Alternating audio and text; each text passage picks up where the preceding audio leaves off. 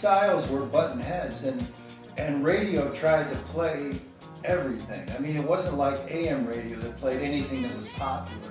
It was an interesting, unusual event when it happened, and it was a statement being made about music at the time, but it was also kind of a ill-planned disaster that somehow signified the changes in radio and the changes in music at the time.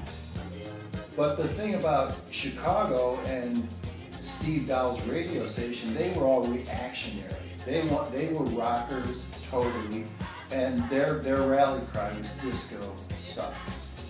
And they had a point. You know, I was like a disco sucks guy playing in a disco band because this movie came out, which we had read about as Saturday Night Fever. And so we went to see the movie, and I walked out of the movie going, we have to do every one of those songs because they're going to be huge. You just knew it was going to blow up, but I couldn't get it. You couldn't work steady. So I got a call, and I went and I joined a disco band. We were playing all the stuff that was popular in the clubs.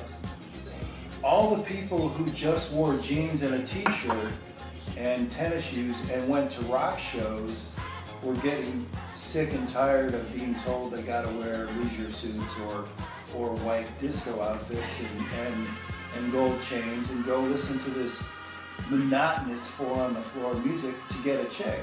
And you'd have Casey and the Sunshine Band, which is the same song like 8 different times. And the rockers thought they were purer than the disco people, and of course everybody's posing. They were two opposing tribes, but then Steve Dahl had this promotional idea where it was Disco Sucks Night at Comiskey Park. Now the White Sox were not drawn a lot. I mean, they're not the Cubs. They had this thing, you bring your disco records, and they were going to blow them up. They had a Oh yeah, and it turned into a riot. They couldn't keep the rock kids out. Right? None of this, buffer zone, all the security and stuff.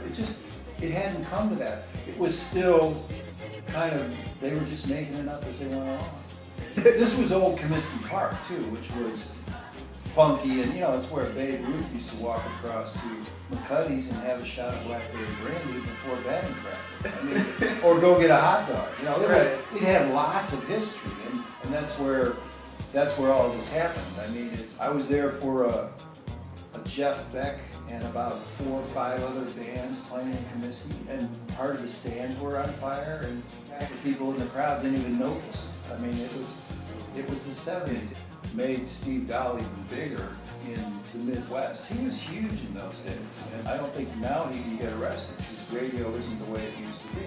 There was a backlash against the lowbrow rock people who did this, but they were tired of being told that they sucked. So they were going. That's where disco sucks came from. The people who hated it with a passion, and the people who were hitting the clubs, thought the rest of us were dirt.